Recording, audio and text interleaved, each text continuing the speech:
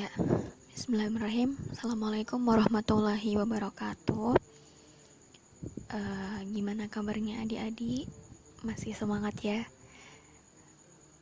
Iya, semoga senantiasa diberikan kesehatan oleh Allah, diberikan kemudahan dan kelancaran dalam melaksanakan kegiatannya sehari-hari, baik itu kegiatan di rumah, kegiatan organisasi yang harus online, terus kegiatan kuliah yang udah mulai pemadatan. Semoga senantiasa dikuatkan dan diberikan kemudahan dalam melaksanakan semuanya. Amin. Jadi di sini tadi aku udah bikin form dan luar biasa banget jawaban dari teman-teman. Ada yang setuju, ada yang nggak setuju, dengan berbagai pendapat yang bisa dibilang masuk akal, dan menurut aku emang pasti wajar lah ada tanggapan yang seperti itu gitu. Terus di sini materi kita pada pertemuan kali ini materinya tentang organisasi. Nah, jadi dalam organisasi tuh apa aja sih yang harus diperhatiin? Terus kenapa kok harus diperhatiin ya? Gitu. Nah, jadi di dalam sebuah organisasi itu yang pertama kita harus taat kepada pemimpin kita. Biasanya disebut sebagai kiadah. Nah, di sini pemimpinnya kita itu kayak sekbidnya, kabitnya, ketua umum. Nah, kita sebagai anggota wajib untuk mentaati. Namun di sini kan pimpinan itu dia hanya di dalam lingkup organisasi.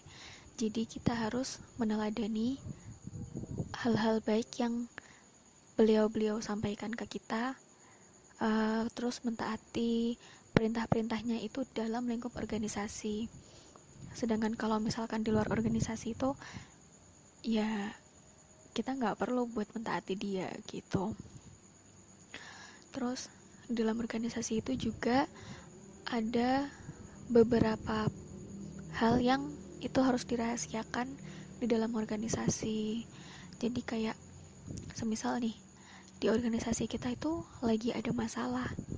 Nah, jangan sampai orang-orang di luar organisasi kita itu mendengarkan, mengetahui permasalahan yang ada di organisasi kita, karena khawatirnya orang-orang di luar sana itu suudzon gitu loh waktu dengar, oh jadi tuh di SK itu kayak gini tuh ternyata orang-orangnya. Jangan sampai itu terdengar di luar sana, karena ketika mereka mengetahui adanya kekurangan di dalam organisasi kita, itu tuh bikin stigma-stigma yang membuat mereka jadi aku nggak mau masuk SKI, orang-orangnya kayak gini. Padahal sebenarnya bukan salah organisasinya, tapi salah kitanya. Jadi mungkin ada dari beberapa di antara kita yang itu melakukan kesalahan, tapi orang-orang melihatnya dia anak SKI gitu. Terus nih ada adab dalam berkomunikasi. Jadi di dalam organisasi itu juga penting buat berkomunikasi yang baik ya. Jadi kayak semisal nih aku sebagai anggota berbicara dengan kiadahku, kabitku atau sekbidku, berbicara dengan bahasa yang baik. Itu di lingkup organisasi.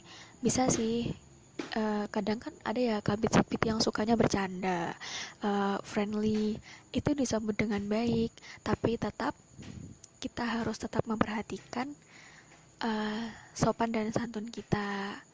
Ya teman sendiri, meskipun teman sendiri, tapi pastilah ada etika-etika yang perlu kita jaga sebagai anggota dan kiada gitu. Terus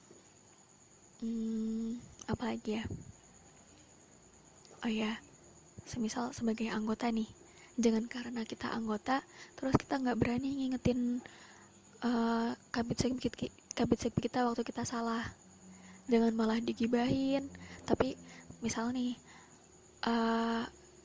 kita curhat ke sekbid yang lain atau kabit yang lain, gini loh kabitku itu kayak gini, gimana ya cara menyelesaikan masalahnya gitu.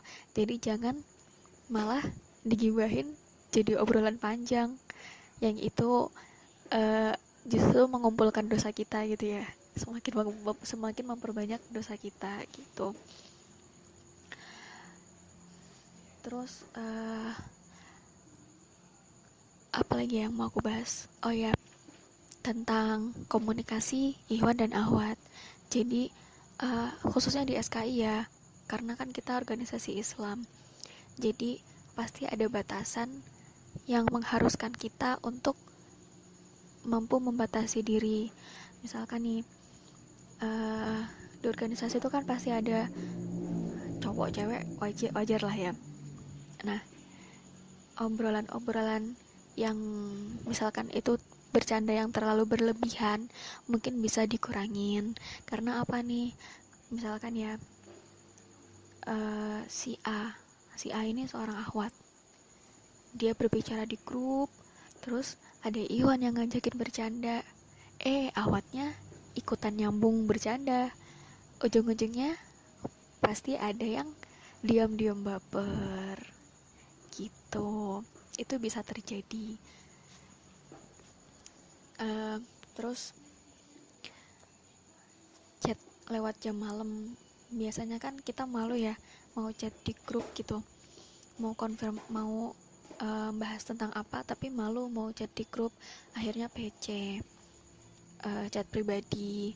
Nah, di chat pribadi itu kadang tuh ada beberapa hal yang kita nggak sengaja, kita nggak tahu kalau itu ternyata salah. Niat kita awalnya baik, tapi semakin ke sananya ternyata malah berakibat kayak kok terus jadi kayak ada perasaan gimana gitu.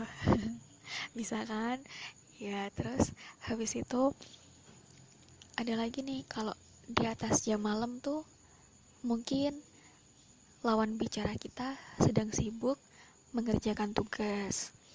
Nah, di sini tuh alangkah baiknya ketika kita menghubungi di jam-jam yang itu aman gitu buat kita chat. Biasanya tuh kalau malam ya, kalau di lawan jenis tuh kalau semakin malam itu tuh pembahasannya semakin ngelantur gitu. Aku udah pernah ngalamin, jadi ya gitu deh. Terus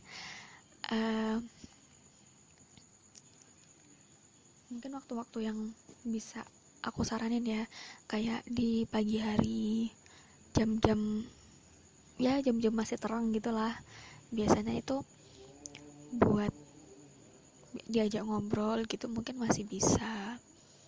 Terus nih, kalau misalkan kita ada perlu sama lawan jenis di dalam organisasi ya, ini lingkupnya, jangan sampai kita ngobrol tuh cuman berdua gitu, ngobrol cuman berdua dengan alasan ini tuh mau bahas tentang organisasi. Jangan sampai nanti takutnya ketika ada orang lain yang melihat mikirnya aneh-aneh, si A sama si B ngapain tuh berduaan gitu kan.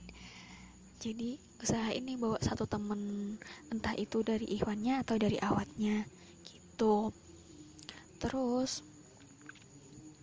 tadi aku sempat nyinggung tentang jam malam di organisasi. Nah, sebenarnya fungsinya jam malam tadi sama seperti yang aku sampaikan sebelumnya ya. Jam malam ini termasuk tentang chat di grup, tentang syuro, terus tentang pribadi kita sendiri. Fungsinya apa sih? Yang pertama, kenapa kok harus ada jam malam? khususnya di kita sebagai perempuan. Kadang tuh kalau orang Jawa bilangnya anak wedok, anak perempuan, keluar ya malam-malam, kerudungnya panjang, terus apa namanya, ikut SKI, kok keluarnya malam-malam. Kadang itu memunculkan apa ya, zon-zon yang tidak kita harapkan gitu. Nah, terus di UNS ini membatasi organisasi-organisasi Islam tuh buat nggak keluar di atas jam 8 malam. Nah, tapi itu jam 8 malam itu pasti kepagian ya, dan aku memang merasakan itu terlalu pagi. Dan buat aku sendiri, ya aku nggak suka gitu loh dikekang dengan adanya jam malam yang terlalu pagi gitu. Nah, tapi di sini aku setuju ketika jam malam itu diterapkan di rapat. Fungsinya apa sih? Kalau misalkan rapat kita terlalu malam ya, mereka sampai jam 9, sampai jam 10, itu kita khawatir itu mengganggu teman-teman yang mungkin dia punya prioritas lain, kayak mengerjakan tugas, ada deadline-deadline yang biasanya dikerjakan malam, deadline-nya tengah malam, kan beberapa mata kuliah ada yang kayak gitu. Nah, itu fungsinya diadakannya jam malam di organisasi. Terus kenapa chatnya juga dibatasin, khawatirnya ketika ya sama dengan rapat itu tadi. Jadi kalau misalkan kita punya jam malam, dikasih jam malam di organisasi itu fungsinya untuk biar tidak terganggu teman-teman yang punya prioritas mengerjakan tugas atau mau belajar di malam hari gitu. Nah, terus kalau misalkan buat jam malam yang pribadi, itu mungkin teman-teman sendiri pasti punya jamnya. Kalau aku itu membatasi diriku buat nggak keluar itu tuh di atas jam 10. Jadi jam 10 itu aku udah harus di dalam kos, udah harus nggak boleh kemana-mana. Dan seringnya aku habis maghrib udah nggak keluar kos gitu. Jadi kenapa kok aku membatasi diriku di atas jam 10 itu nggak boleh keluar? Soalnya ya udah sepi. Terus kalau malam tuh rawan-rawan begal. Apalagi kalau misalkan anak perempuan sendiri ya, itu juga kurang baik. Jadi kalau misalkan kita ada perlu mendesak keluar, usahain nggak sendiri. Kalaupun kita terpaksa keluar gitu ya, terus teman cewek udah nggak ada nih, ajak teman cowok. Tapi teman cowoknya nggak boncengan, jadi bawa motor sendiri-sendiri. Atau misalkan dalam kondisi ya udahlah kepepet, ya mau gimana lagi gitu. Itu baru ya dalam kondisi kepepet, itu nggak masalah gitu kalau menurut aku. Kalau menurut teman-teman gimana nih? Pasti kalian juga punya pandangan yang berbeda. Terus di sini aku juga pengen tahu gimana pandangan teman-teman. Jadi setelah ini bisa menuliskan kesimpulan dari apa yang aku sampaikan. Terus menurut kalian organisasi yang baik tuh kayak gimana? Jamal yang diterapin itu harusnya kayak gimana gitu. Bisa di chat pribadi ke aku, bisa disampaikan di grup. Oke, terima kasih. Wassalamualaikum warahmatullahi wabarakatuh.